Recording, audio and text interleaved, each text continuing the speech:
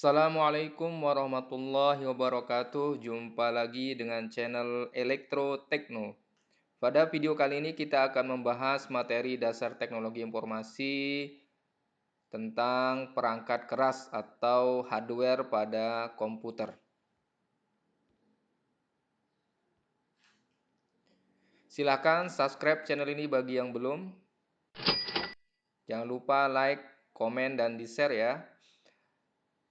Beberapa yang akan kita bahas diantaranya adalah komponen penyusun komputer, kemudian mengenal perangkat masukan, kemudian mengenal perangkat keluaran, dan beberapa variannya yang lain. Yang pertama, komponen penyusun komputer, bahwa komputer secara garis besar terdiri dari 3 komponen, yaitu ada brainware atau pengguna, kemudian ada software, perangkat lunak, dan hardware, perangkat keras. Nah, yang akan kita bahas lebih mendalam nanti adalah tentang hardware, ya, perangkat kerasnya. Kemudian kalau kita lihat bahwa software ini terbagi nanti ada firmware, ada operating system, dan ada program aplikasi. Nah, hardware sendiri nanti ada untuk pemrosesan, ada piranti input, ada piranti output, kemudian ada media penyimpan. Nah, kalau kita lihat bloknya bahwa ada perangkat input ya, masukan, kemudian diolah oleh pemrosesan, kemudian bisa disimpan di media penyimpan, kemudian bisa ditampilkan di output atau bisa di bagian keluaran. Jadi ada pemrosesan CPU, piranti input, piranti output, dan media penyimpan. Selanjutnya untuk piranti input atau masukan, ini memiliki pengertian bahwa peralatan yang digunakan oleh pengguna untuk melakukan interaksi dengan komputer. Ya, jadi bagaimana cara dapat menerima data, melaksanakan perintah yang diberikan oleh penggunanya atau usernya. Sehingga kita bisa katakan bahwa prinsip kerja yang dilakukan perangkat input adalah merubah perintah yang dapat dipahami oleh manusia kepada bentuk yang dipahami oleh komputer atau mesin readable form, ya, dalam bentuk yang mudah dipahami oleh komputer.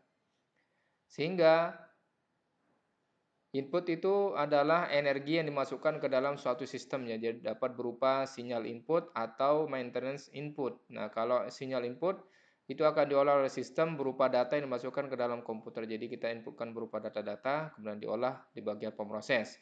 Kemudian ada maintenance input, ini untuk mengolah sinyal input berupa program yang akan digunakan untuk mengolah data yang dimasukkan. Ya. Jadi kita bisa katakan bahwa piranti input adalah untuk memasukkan data, juga untuk memasukkan program. Jadi program dan data. Sehingga kita bisa lihat bahwa piranti input berfungsi untuk menerima masukan berupa data yang akan diproses. Ya. Contoh secara umumnya adalah keyboard, mouse, scanner, dan lain sebagainya. Ya. Ada keyboard, ada mouse, ada scanner, dan webcam atau yang lain sebagainya. Ya. Sehingga kita bisa membagi secara garis besar jenis piranti input itu ke dalam 9 bagian. Yang pertama adalah piranti pengetikan untuk mengetikkan, ada keyboard, keypad, dan lain sebagainya. Kemudian ada piranti penunjuk, ada mouse, trackball, dan lain sebagainya. Ada pengambil gambar terformat, ya, contohnya barcode reader. Ada pengambil gambar tak terformat, contohnya image scanner, kamera digital. Ada juga piranti input suara, ada juga menggunakan gerakan, ada juga menggunakan sensor, ada menggunakan pembaca kartu magnetik dan pembaca kartu cerdas, ya, terbagi menjadi 9. Nah, kita lihat yang pertama untuk piranti pengetikan, ya, itu dapat mengubah huruf, angka, ataupun kode lain menjadi isyarat listrik yang dapat diproses oleh komputer. Contohnya apa? Keyboard, ya, yang banyak digunakan, ya, atau keypad dan sebagainya. Kemudian piranti input yang kedua adalah piranti penunjuk. Nah, ini mungkin yang familiar itu adalah mouse dan layar sentuh, ya. Ini sudah banyak Anda gunakan di handphone Anda. Nah, kita lihat mouse, ya, ada mouse yang menggunakan kabel atau non kabel wireless, kemudian ada trackball, ada joystick, ada pointing stick, ada touchpad, ya, ada touchscreen, kemudian ada menggunakan piranti penunjuk pena ya, ada yang menggunakan light pen, ada digitizing tablet ya. Jadi intinya adalah menggunakan media penunjuk ya. Jadi ada penunjuk ya ke satu titik ya. Kemudian ada piranti input yang ketiga adalah pengambil gambar terformat. Nah, ini terformat artinya harus memiliki format khusus seperti barcode reader, hitam putih ya, ada garis hitam diselingi putih ya. Kemudian ada MIRC, Magnetic Ink Character Recognition ya. Nah, ini contohnya untuk pembaca barcode reader. Kemudian ada MIRC ya, Magnetic Ink Character Recognition untuk membaca ya, karakter khusus MIRC. Kemudian ada juga OMR ya, Optical Mark Recognition untuk mengecek jawaban ujian kalau menggunakan LJK ya. Kemudian ada juga OCR ya, Optical Character Recognition ya, jadi mengenal karakter. Contohnya apa? Ini untuk menjawab mesin untuk mengecek jawaban dari LJK. Kemudian juga ini adalah OCR ya, Optical Character Recognition. Berikutnya piranti pengambil gambar tak terformat. Nah, kalau tak terformat ini contohnya nanti ada scanner, kemudian ada scanner ya, seperti biasa, kemudian ada kamera digital, ada pembaca retina mata, ada fingerprint, ada mouse scanner dan scanner portable ya, bisa dibawa kemana-mana, simple, mudah. Kemudian yang berikutnya adalah suara ya. Suara ini inputnya melalui mikrofon ya, baik yang profesional maupun yang sederhana atau mic kondensor dan lain sebagainya. Jadi memasukkan melalui mikrofon. Berikutnya menggunakan gerakan. Nah, gerakan ini contohnya di mana ya? Virtual reality ya. Itu menggunakan gerakan-gerakan tangan atau gerakan tubuh manusia ya, seolah-olah Anda berada di dunia nyata padahal berada di dunia maya ya. Begitu pula ketika perekaman pemain-pemain sepak bola sehingga gerakannya itu lebih alami, natural ya. Jadi tidak patah-patah, beda dengan game-game yang sederhana ya. Jadi titik-titik gerakan tubuh jadi semua ditandai sehingga hasilnya juga lebih bagus. Ya, ini contohnya untuk penggunaan dari gerakan. Jadi gerakan main basket misalkan, maka dia seolah-olah tangannya melempar bola ya. Berikutnya ada sensor. Nah, sensor ini sangat penting sekali untuk mendukung di dunia IoT ya. Karena sensor ini bisa memperoleh data langsung ya, dimasukkan ke dalam komputer ya. Contohnya misalkan pendeteksian gunung berapi, detektor kecepatan laju kendaraan di jalan raya. Jadi ketika kendaraan Anda melebihi batas maksimal kecepatan, maka akan direkam oleh kamera, kemudian akan dikirim ke pelanggar tadi ya, ke alamatnya masing-masing. Kemudian juga mendeteksi ada perubahan angin yang mendadak ya, pesawat ini sangat penting ya. Kemudian juga kalau kita lihat contoh sensor-sensornya yang digunakan masih sensor-sensor sederhana yang banyak yang ada di pasaran. Ada sensor cahaya, ada sensor kelembaban, ada sensor suara ya, ada ultrasonik ya, dan lain sebagainya. Kemudian ada piranti pembaca kartu magnetik. Nah, piranti pembaca kartu magnetik ini membutuhkan inputan berupa MCR, magnetic card reader ya, magnetic card reader. Contohnya ini sering Anda gunakan adalah ATM ya, kartu kredit ya. Ya, biasanya seperti ini. Jadi akan dibaca ya. Jadi ada magnetiknya di sana, biasanya hitam, garis hitam di belakang kartunya. Kemudian ada piranti pembaca kartu cerdas atau smart card. Nah, smart card ini contohnya adalah di kartu telepon Anda ya, SIM card Anda. Ya, jadi SIM card Anda ya itu menggunakan namanya kartu cerdas atau smart card. Atau Anda gunakan SIM card ya.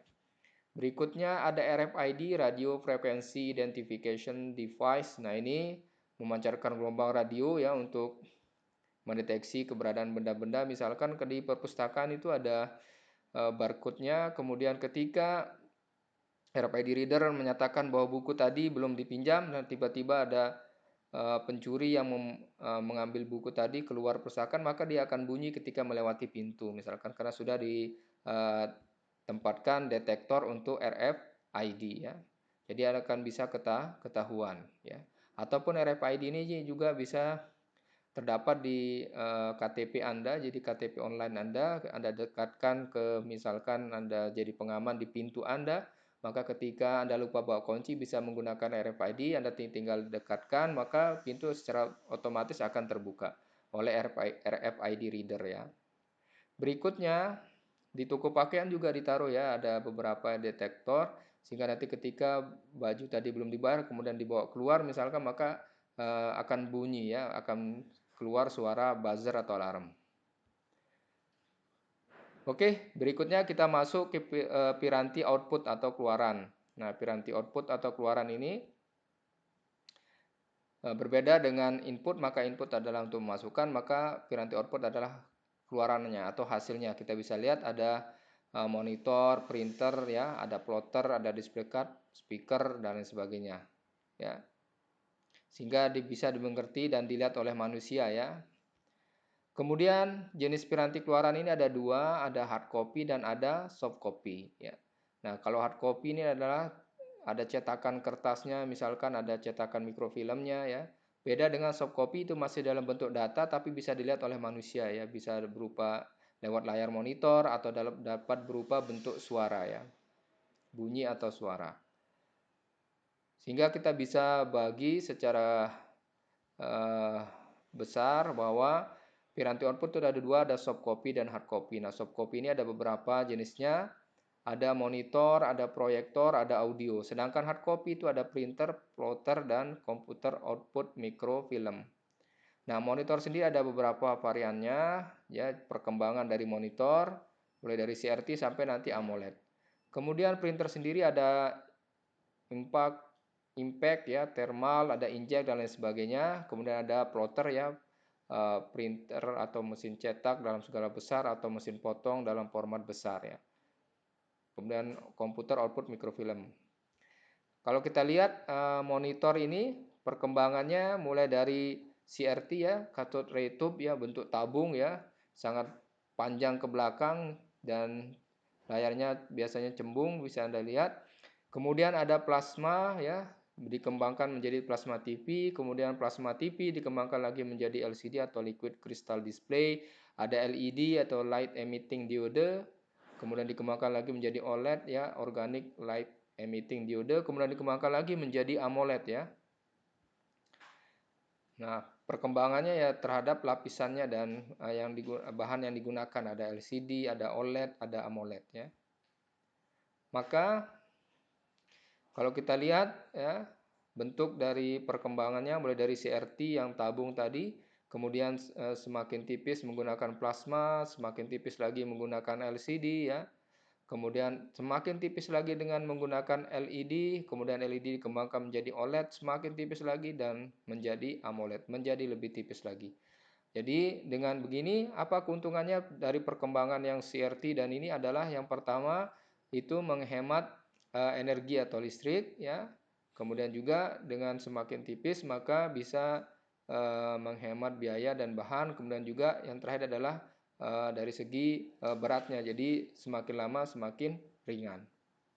Berikutnya proyektor. Nah, proyektor ini yang digunakan untuk melihat ya di kegiatan-kegiatan formal misalkan atau kegiatan nonton bareng ya, menggunakan infocus supaya layarnya lebih besar, bisa nonton bareng ya. Ada mini proyektor ataupun juga ada mobile proyektor, jadi handphone yang memiliki fasilitas proyektor ya.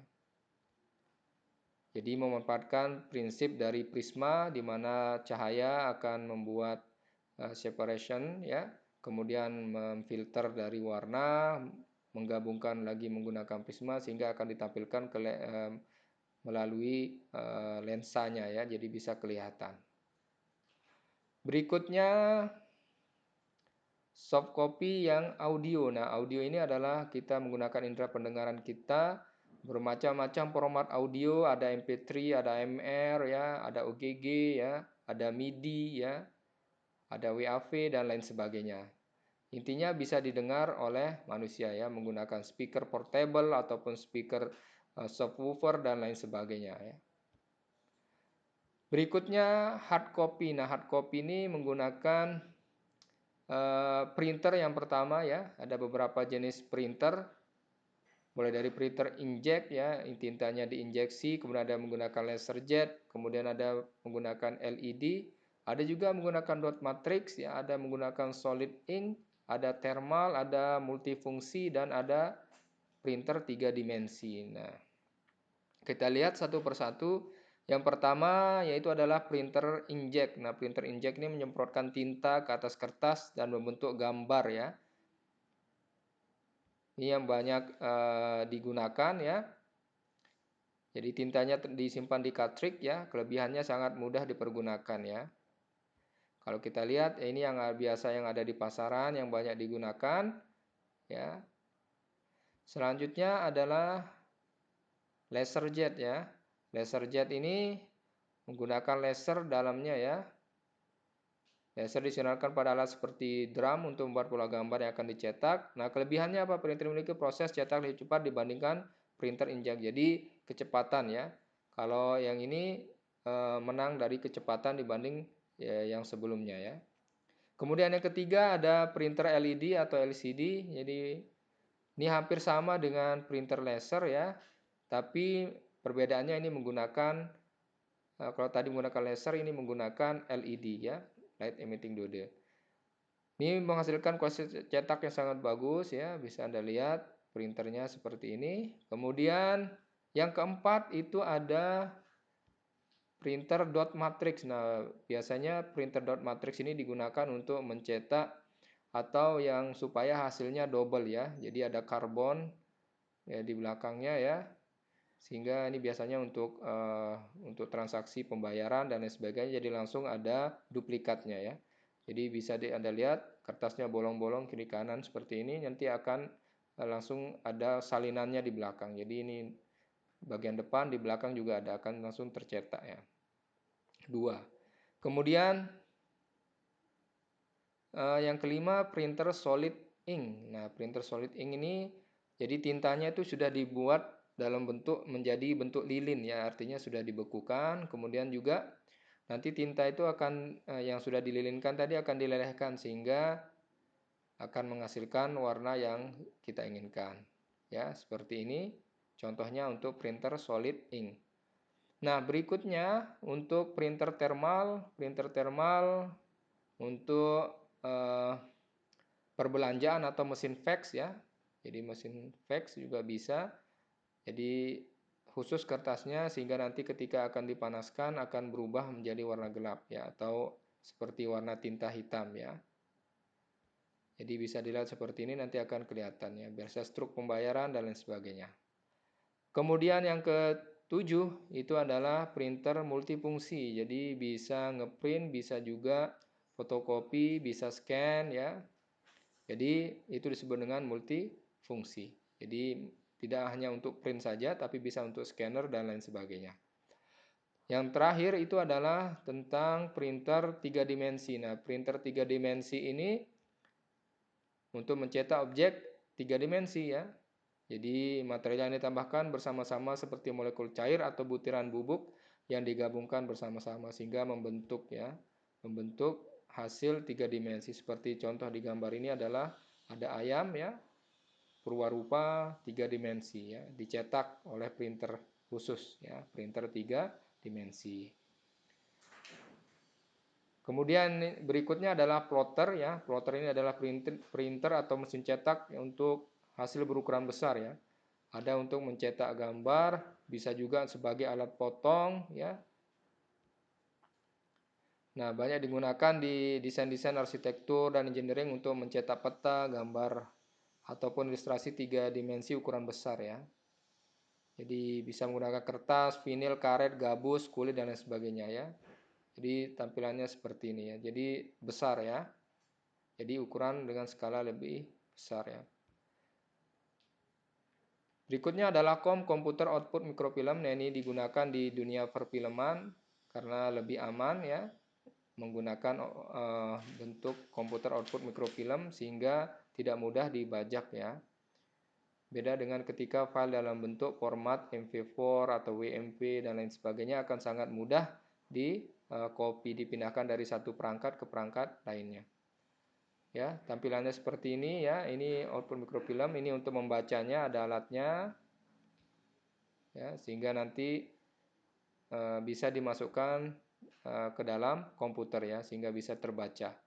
Ya, inilah output dari mikrofilm ya.